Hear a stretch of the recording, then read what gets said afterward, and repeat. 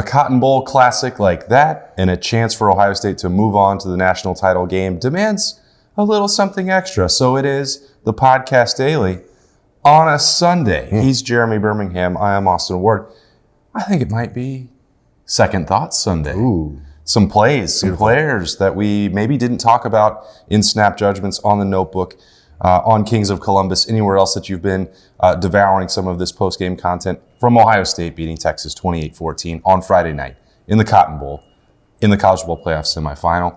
So when I say something we didn't talk about, that we overlooked, what's the first thing that comes to your mind, Berm? I don't say we overlooked it because we did have G. Scott on the Notebook and got a chance to really connect with him about his performance.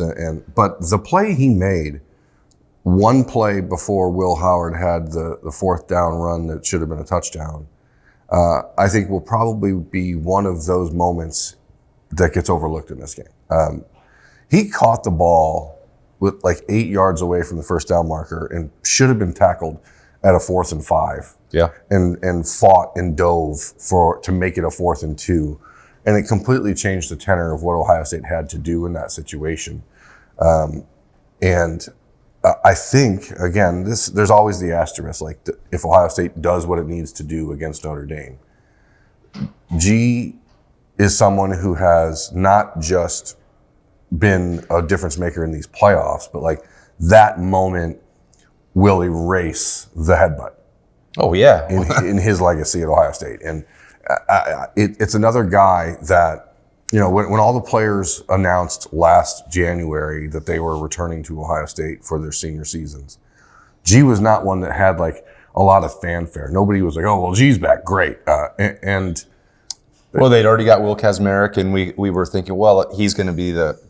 Right. There were questions in the spring, like, is he going to even come back? Is he going to transfer?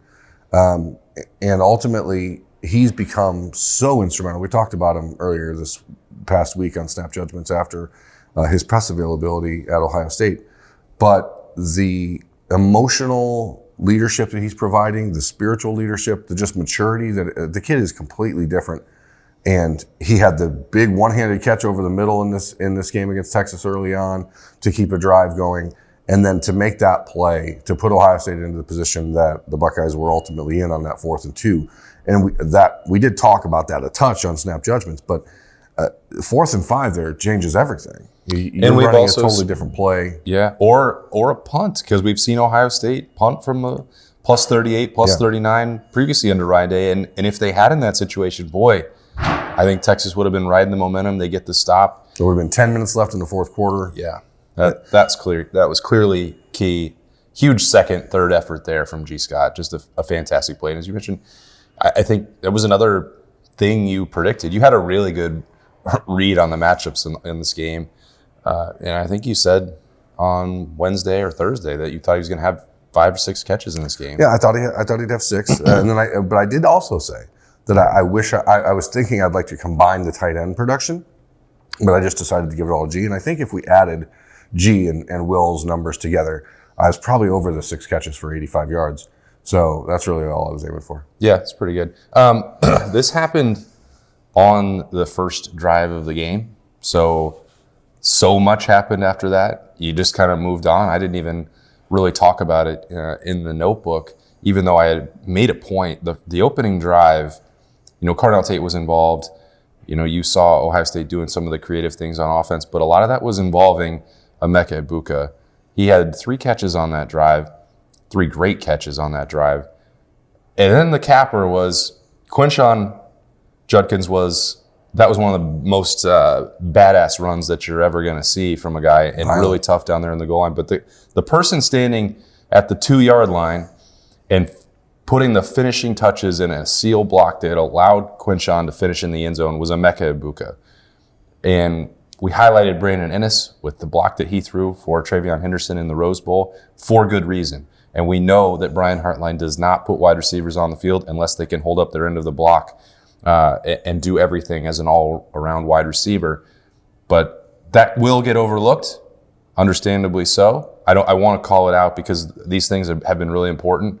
And it wasn't just that Emeka extended that drive with some great catches. That's what you expect him to do. In fact, I was more surprised that he didn't come down with that one ball in traffic that like would have been an insane catch, but he makes them with such regularity. He's like, what?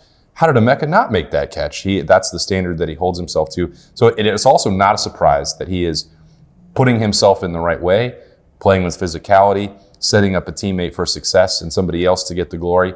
But that did happen. Quinshon was ridiculous on that run, but he can't do it by himself. The offensive line, I think, played pretty well against a difficult Texas front, but you got to have some help on the perimeter. Emeka Egbuka putting his nose in there, I think, got overlooked, especially because it happened so early in the game. Yeah, and honestly, you had in that drive, you have Jeremiah making a play that other times this year he'd make that catch. I mean, by the time that the ball was at him, it was one-on-one coverage, and he had the high point situation and didn't come down with it. Carnell drops the touchdown. Emeka, the play you're talking about on the third down crosser later in the second quarter, or no, it's first quarter, I think. Will Howard put that ball in a remarkable spot, and that's, to me, the one thing I don't think is being discussed enough, because Ohio State was in such precarious positions all night on third down. I think listening to Bill and Doug on Kings of the North, Bill said that Ohio State on third down, their average third down need was over 10 yards in this game. Yeah, it was going into the G. Scott throw, actually, to bring it back full circle to that. He said their average yards to go on third down at that point in the game was 3rd and 10.5. 3rd and 10.5. And with the Texas pressure really ramping up, especially from the linebacker stuff, for Will Howard to still finish this game with just shy of 300 yards passing, the knock on him, or the way that the national media has talked about him as a quarterback, and I think this is not a guy you should give extra motivation to. So Emmanuel Acho, thank you. I guess I'm just waiting for Mike, Golick or some Notre Dame guy to say that Will Howard stinks. Oh, they will. They'll say that and that'll be interesting too as we get into the matchup. Like Riley Leonard in the evaluation, Will Howard, both of these guys. I mean, Ohio State was looking at both of them. These are the only quarterbacks that Ryan Day wanted in the transfer portal, so that's another storyline coming up. But Will Howard outplayed Nico Iamaleava, he outplayed Dylan Gabriel, and he outplayed Quinn Ewers in the last 3 games. And I don't think that he's ever going to get enough credit for what he's meant to this team. You can watch the post-game video of the press conference with Ryan Day, Will Howard, and Jack Sawyer. And Jack, getting all the love up there. And first he turns to Will and says, I don't think people understand how great of a leader he is for this team. And that's fine and good. But if you can't throw the ball into tight windows, if you can't pick up a 4th and 2 in that key situation, then it doesn't matter if you're George Patton, and so you have to be Patton with a fastball. And right now we are seeing Will Howard emerge as not just a game manager. Yeah, he's doing a fine job with that, and he's making limited mistakes. Yeah, he dialed in a little bit on Jeremiah Smith on the interception that, to be honest, I don't even think it was the fact that he was dialed. He just didn't see the linebacker underneath coverage. He saw the 3 guys on top of Jeremiah and didn't see the linebacker underneath.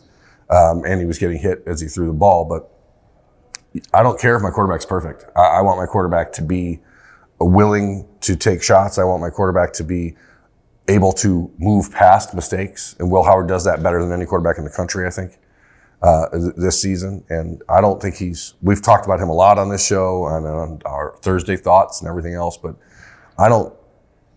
until he's holding up that trophy against Notre Dame at the end of that game, I don't think he's ever going to get the credit that he deserves for what he's done for this team. And now he's not just doing it as the vocal leader of this team, but he's also putting the team on his back and being the better quarterback each of these games, which is, I don't think anything people would have expected nationally. Yeah, I mean, I don't know what more we can say that we haven't said about Will Howard already this year. I mean, you add in the toughness. We saw him not just with the welt that was growing on his left hand throughout the game, but in practice throughout the week. He came to his media availability on Sunday, and he had a big sleeve on his ankle, limping pretty good. It's that time of year. It's not, no one's ever going to feel 100%. I don't even know how many games Ohio State's played. What's the record now? Is it 13-2? 13-2. Okay. Yeah. I legitimately thought they were 14-2 for a second. I'm like, okay, do they have to play 17 games? And then I forgot they didn't play the Big Ten championship game. I think Mickey Marotti confused you when he said 17 weeks on Friday night. He confused me too. But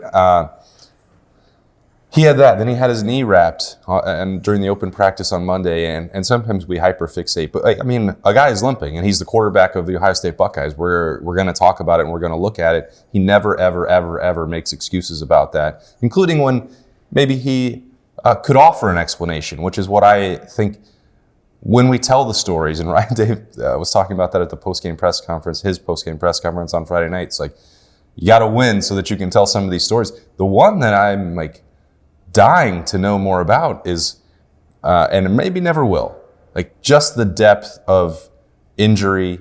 Like I know that you can pass all the examinations in the moment and maybe not have a true concussion, but certainly not be 100%, because that game is such an aberration, not just for the entire program, but for Will Howard specifically. And again, I know that there will be some people that hate that I will term it this way, but nobody's going to care anymore. If Will Howard wins another game, Ohio State wins another game, and they have a national championship trophy, everything that happened in that game we can dismiss. But I'll still be interested to know the depth of what he was trying to work through, because he actually came to the post-game press conference on November 30th and was like, I was good enough to play. They let me go back in there. They cleared him. But he was not the same guy. And in every other performance, the 15 other games, he's just been so phenomenal with everything Ohio State could ask their quarterback to do, he's doing. Which is why I think Friday night's game is such an interesting moment in time, because there was a very similar vibe with the Ohio State offense for the end. I mean, the first drive, Ohio State against Michigan, went down, looked like they couldn't be stopped, ended up settling for a field goal there. That could have very well been the case on Friday if Quinshon doesn't make that remarkable play on second down and 9 from the 9-yard line. And then the Buckeyes don't score a touchdown again offensively until 29 seconds left in the half. 29 seconds left in the half on an which again, against Michigan, they had a last-minute drive that they absolutely needed. Going into the second half, you feel like, okay, we just we're going to come out the gate, we're going to do what we got to do, and we're going to run away with this. And then they throw an interception on the first drive. And then you have a 3-and-out when you get a play, the Ohio State play calling at that moment on the pitch on the 3rd and 1 from the 22-yard line. The entire fan base is like, what in the hell is going on? You don't touch the ball again until the fourth quarter, and you're thinking, oh, we got the ball at the 12-yard line. Oh, no. And then Will Howard says, you know what? No, we're going to have an 88-yard, 7-minute drive for a touchdown that occurred when Ohio State had 6 possessions in a row with either punting, a turnover, or then the one-play touchdown drive. And then they just decided, oh, actually, this is how we score. And then had no problem. There was a moment that could have gone very similar to the Michigan ending. And kudos to Chip Kelly and Ryan Day. They just decided we're not going to let that happen. And Will Howard, of course, had to facilitate it. So it is an interesting parallel. And you see the learning in Ohio State here, and the decision to continue to be aggressive, even when it felt like the game flow was tilting away from you. You know what, we've only ever talked about it when it's been bad. Joe McGuire did exactly what Ohio State needed him to do. And Texas has explosive athletes. They threatened to break one of his long punts inside the 20, but he pinned, not long. Well, he's consistent. Productive. He's 43 yards a punt every time. And it was 42 on Friday night with a long of 46. You're right. But Ryan Day he changed the field a number of times. Changed the field, and Ryan Day said throughout the offseason when he was evaluating the punters, like, why is he going with Joe McGuire instead of Nick McCarty? It is because he could consistently hit a 42, 43-yard punt with a hang time of X amount of seconds. He's done that. Not all. Well, there have been some moments that have been a little bit shakier, but he was consistent on Friday night for sure. And there were some of those opportunities where it can get a little squirrely if you're not able to pin it, or if you drop it into the end zone and you have the touchback instead and squander field position. We've seen that in other games for Ohio State even this year. So we never, for as much as I talk about special teams, which is maybe too much, it's always when it's negative. And those were positive contributions from the punt game And I think that that's worth calling out today. Yeah, you have to. I mean, it kept Texas at bay after that first touchdown drive by Ohio State in the second half, or in the first half, sorry. And it did what it had to do, which was to keep Texas behind the field position game. And they kept trying. And now the second half completely flipped it, yeah. Texas did a great job of field position in the second half, thanks to the interception on the Ohio State's first drive. But Joe McGuire did a good job. The kickoffs from Jaden Felding were out of play. There was no opportunity for Texas, who has really, really explosive athletes on special teams, to change momentum with special teams play. Ohio State was on alert for a fake punt from Texas this week because they used their safety, that Taffy guy, as the personal protector on punts, and Arch Manning wears the same number. And Ohio State was like dialed in to, if Arch goes out there instead, that's wearing number 16. So they certainly were ready for that, and that's what you have to do in these moments. There's no doubt that when you go play Notre Dame in 9 days in Atlanta, that Marcus Freeman is going to have something dialed up special teams wise. That is something that he takes a lot of pride in. He is a true Jim Tressel protege. And it's funny because we've watched Ryan Day this year get a lot closer to Jim Tressel, and Jim Tressel's been more involved. But like now he's like going up again. This is like in Star Wars when Luke had to go into Dagobah, into the swamp, and face Darth Vader in the cave. Like, this is almost like you're going and facing another version of yourself here, for what Jim Tressel is trying to cultivate in these young coaches that he's now mentoring. So I'm not saying Marcus Freeman is Darth Vader, but just Notre Dame. Notre Dame is Darth Vader because they're like Ohio State light right now. I don't know about that. They want to be. They're constructed so differently on offense. They're bad, but they're similar to the 2002 Buckeyes. They want to be 2002 Ohio State. Yeah, they're not trying to be this version of Ohio State. They're trying to be 2002 Ohio State. Well, that's wild. So this is 2002 Ohio State against 2024 Ohio State. Yes. Wow. But both ways can win you a national championship because Ohio State did win a national championship in 2002. And we will talk about that Jack Sawyer play for infinity and beyond. And I was walking off the field on Friday night with Maurice Claret, and I told him, I said, yo, like, you now have a potential competitor in the lore of Ohio State football. If Ohio State does, I mean, that's, again, that asterisk is going to be on every conversation we have for the next 9 days. And I don't think Ohio State, because of the way Friday night went, should go into this game against Notre Dame feeling itself too much. You know what I mean? Like, I don't think they will. I think that it actually helps in some way, because if the national media was slobbering all over the Buckeyes like they were heading into this game against Texas, I think that there's a real opportunity for Marcus Freeman and his team to eat that up and say, hey, we don't even belong in this game. Why are we even here? Well, they will. I mean, they're 9.5. They opened as 9.5 point underdogs to Ohio State. Which is too much. They won't have any issue with that. And Marcus Freeman wouldn't. You and I have known Marcus Freeman for a long time. He's not going to have any issue with that. He's going to cling on to anything that can possibly help his team. And the spread is going to be one of those things. Like, they won't talk about it publicly, but privately, they absolutely will.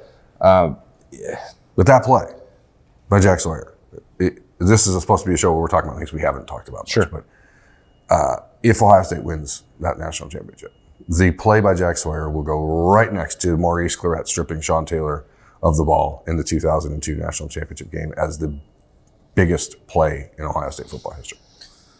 I can't think. I mean, Holy Buckeyes up there. The touchdown pass to Michael Jenkins, obviously. Now, as far as like Steve Miller against Alabama, like there's plays throughout history. Obviously, the 85 yards to the south. Maybe this one is more on the level of Holy Buckeye because it propels you to a chance to win a national championship as opposed to being directly in that game. Well, that's the same. I mean, the same thing's true for Zeke and Steve Miller. Like, that was the semifinal. I think we treated it like because it was selling out. I forgot they played Oregon that game. Yeah, I mean that next week, right? I mean, I think that was the game because it was Alabama, because Alabama was number one. It was the opener of the college football playoff era. Those are the plays that are talked about because that game was a lot more competitive and a lot more thrilling and a lot more cathartic for Ohio State than what happened with Oregon. Do you remember that? Like walking in those games in New Orleans and Dallas. When do you remember walking into the Superdome for media day against Alabama? Oh yeah, and what it looked never like forget it when they walked in. Yeah, I remember thinking how imposing Alabama was physically, but how tight they were. And I remember the mentality of that Ohio State team, which you were mentioning just a second ago about how they will approach the next week and changed, getting ready for Atlanta. The part of this where the internal motivation comes in is that these are two wildly separate thoughts that I'm talking about at the same time. That's all right. That's what Sundays are for. They are second thoughts. The reason that I think that there would have been the risk of maybe some overconfidence against Oregon in 2014 because they played so perfectly and because they had plays that were going to be unforgettable. But they knew that the job wasn't done and there was still something to accomplish, and they did a good job of, at that time, a decade ago, turning the page. For this team in particular, they've already had to deal with the highs of what you're talking about, with everyone patting their back and saying they're the best team, and the odds now favor them. That was the Rose Bowl. That was coming out of the Rose Bowl and dealing and preparing for Texas. And now when you look at Notre Dame, they've played two really physical games with them in the last 2 years. When we mention how many veterans are on this team, most of this roster has been through that. They will not need any reminder of how difficult Notre Dame can make it for them. And secondly, again, this is all due respect to Texas. I've tried to make that point repeatedly on every show so far. They were an awesome football team. Ohio State played like a C+ game. And that sounds like an insult. I don't mean it that way. They had a ton of penalties that hurt themselves. They did not play their... Jim Knowles talked about it with us as we're walking off the field. He got too aggressive and cost the guys on the field those touchdowns. He took the ownership for those bad plays. We can look and nitpick those areas. You know, Josh Fryer could play better than he did on Friday night. Across the line, they gave up more pressure. There were 2 sacks for Will Howard. They go through and find the plays. Texas did some of that. Ohio State, with the number of penalties primarily, did a lot of that to themselves. So when they get done with the 24-hour celebration, and they're on to that now because today is now Sunday, and we're definitely not still in Texas. I'm still in Texas. They will look at that and say, okay, this is a game. There's one game left. You did not play perfectly. You refocus. You look at the areas that they can improve. I think that helps them. Every part of this should allow Ohio State to not be overconfident, whether that's the coaching in the Woody this week, whether that is the previous matchups with Notre Dame, whether it's the simple fact that, hey, you don't need it. It's the national championship game, and this team has been saying for 12 months that it's natty or bust. To me, it would be stunning if they tripped themselves up by getting overconfident.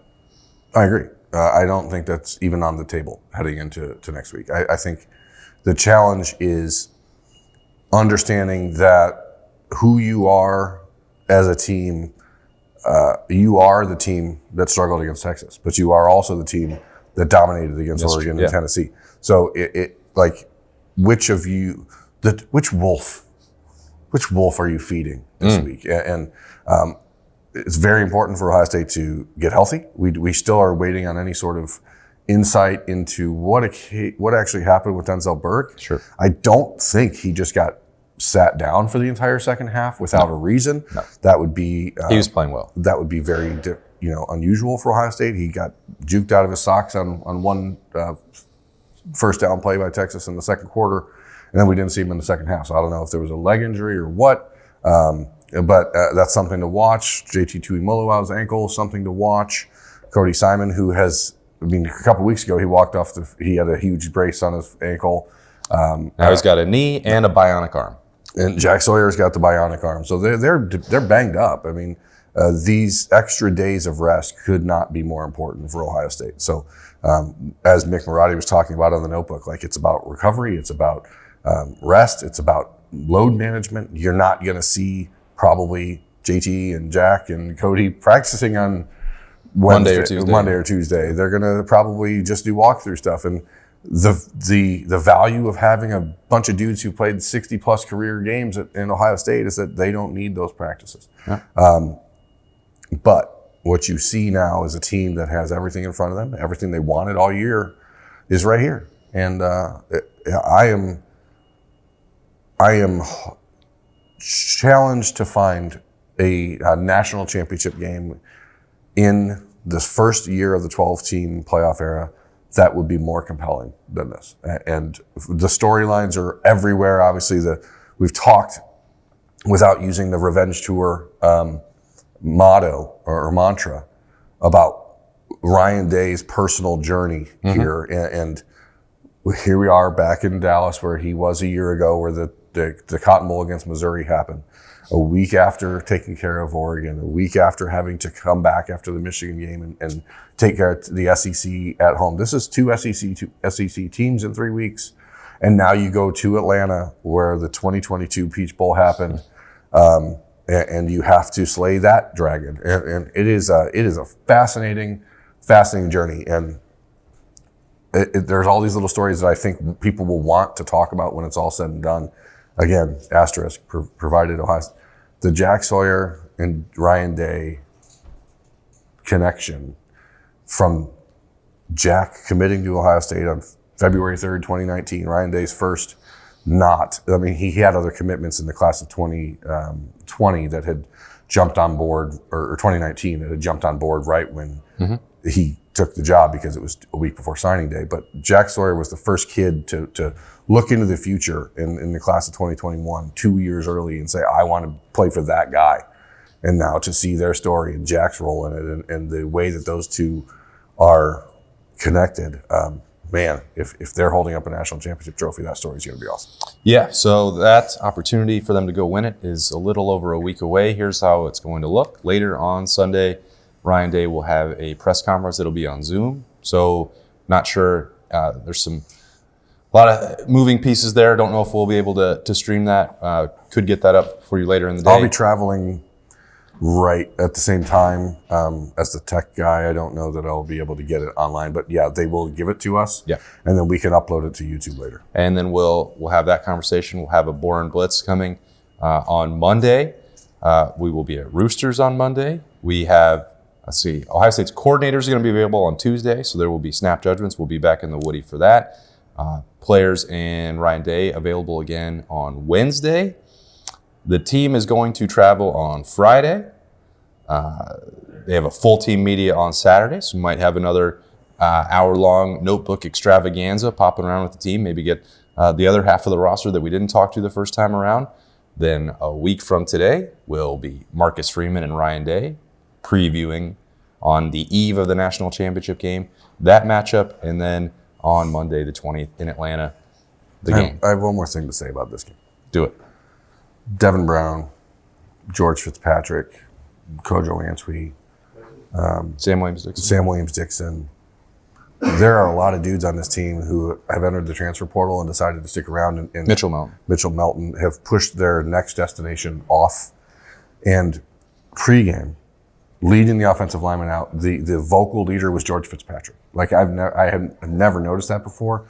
He's the guy yelling like, "I've got everyone's back. Let's go!" And seeing Devin Brown after the game, I talked about it a little bit on Snap Judgments. Just the respect of, I hope Ohio State fans truly respect Devin Brown for what he's doing, because he's going to be a starting quarterback somewhere in college football next year, and he very well could be already learning a playbook somewhere else. And right now he doesn't even know where he's going to school. Yeah.